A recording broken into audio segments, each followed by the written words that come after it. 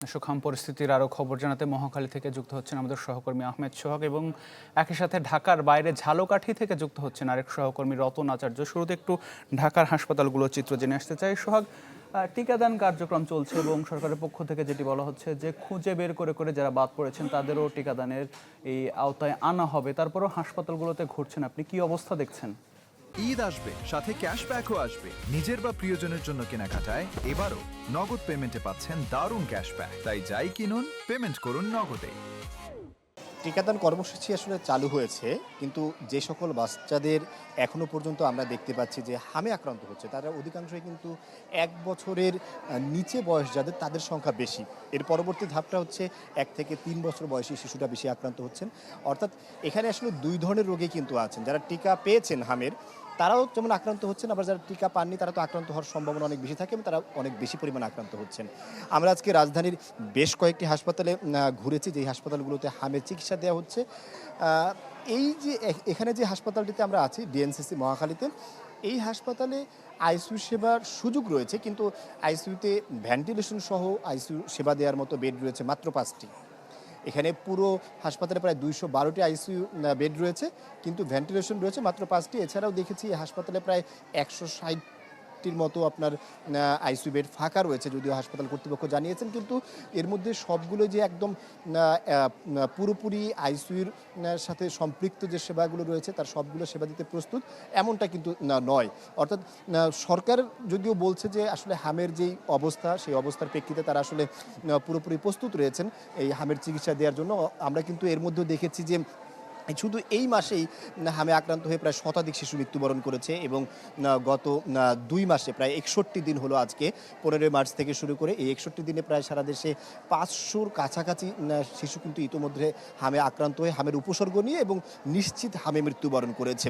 অর্থাৎ এমতো একটা অবস্থায় দেশে প্রায় দেখেছি প্রায় যে 54,000, অর্ধ লক্ষেরও বেশি শিশু দেশের বিভিন্ন হাসপাতালে হামের উপসর্গ নিয়ে ভর্তি হয়েছিল, যাদের মধ্যে প্রায় 34,000 রোগী ইতোমধ্যে সুস্থ হয়ে বাড়ি ফিরেছেন আর অনেকেই চিকিৎসা নিচ্ছেন। এখানে সব আমরা যে আজকের হাসপাতালগুলোতে ঘুরে যে মর্মান্তিক দৃশ্যটা আমরা দেখেছি, সেখানে কোন হাসপাতালের চিকিৎসার সুবিধা আসলে একটু অন্যান্য হাসপাতালের তুলনায় ভালো আছে, সেটা কিন্তু আসলে সাধারণ রোগী যারা আছেন তারাও জানেন না। বিশেষ করে এই হাসপাতালে যেহেতু আমরা দেখেছি প্রায় 632টি সিট ফাঁকা আছে, এর পাশেই 1 কিলোমিটারের মধ্যে আরেকটি সংক্রামক ব্যাধি হাসপাতাল আছে, সেখানে কিন্তু সিট ফাঁকা থাকা না সত্ত্বেও মানুষকে দেখছি আমরা ফ্লোরে শুয়ে চিকিৎসা নিচ্ছেন, আসলে যেটা খুবই মর্মান্তিক। অথচ এখানে ব্যবস্থা আছে, তারা জানেন না। এই ইনফরমেশন গ্যাপটা বা তথ্যের যে না জানাটা, এটাও কিন্তু সরকারের উচিত সাধারণ রোগীদের মধ্যে ছড়িয়ে দেয়। আতিক। জি সোহাগ, অনেক ধন্যবাদ যুক্ত হওয়ার জন্য। একটু আমরা ঢাকার বাইরের চিত্র দেখে আসতে চাই। ঝালকাঠি থেকে আমাদের সহকর্মী রতন আচার্য আমাদের সাথে রয়েছেন। রতন, ঝালকাঠির হাসপাতালগুলোতে হাম আক্রান্ত হয়ে শিশুরা কি পরিমাণ ভর্তি হচ্ছেন সেটি যেমন জানতে চাই, আরেকটি বিষয়, চিকিৎসকরা যেটি বলছেন যে 95% শিশু ভালো হয়ে গেলেও 5% আসলে নিউমোনিয়া হচ্ছে বা অন্যান্য জটিল অবস্থা তৈরি হচ্ছে। তো তাদের জন্য আসলে কি পর্যাপ্ত আইসিইউ ব্যবস্থা সেখানকার হাসপাতালগুলোতে আছে কিনা?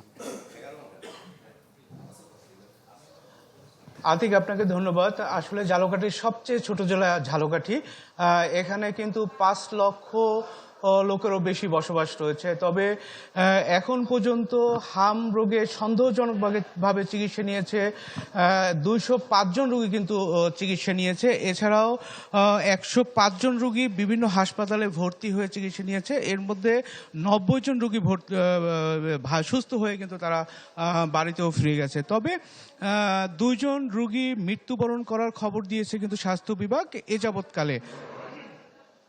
তবে ডাক্তাররা বলছে যে টিকাদান কর্মসূচি কিন্তু এখনো চলমান রয়েছে এবং যতদিন পর্যন্ত ওই হাম থাকবে ততদিন পর্যন্ত তারা টিকাদান কর্মসূচি চালিয়ে যাবে। এছাড়াও যে আপনি বলছেন যে আসলে নিউমোনিয়ার ব্যাপার, সেটা আছে এই হাসপাতালে, এখনো আছে কিছু নিউমোনিয়ার রোগী রয়েছে হাসপাতালে।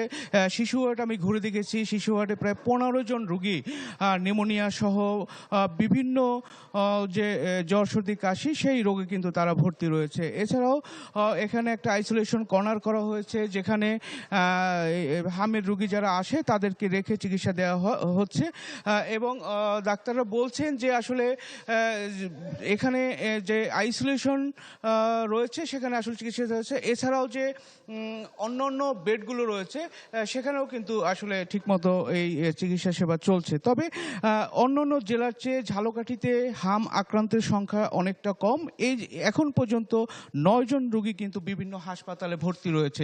এদের মধ্যে ঝালকাঠি সদর হাসপাতালে 2 জন, নলছিটিতে 2 জন এবং কাঠালিয়াতে 2 জন এবং রাজাপুরে রয়েছে 3 জন।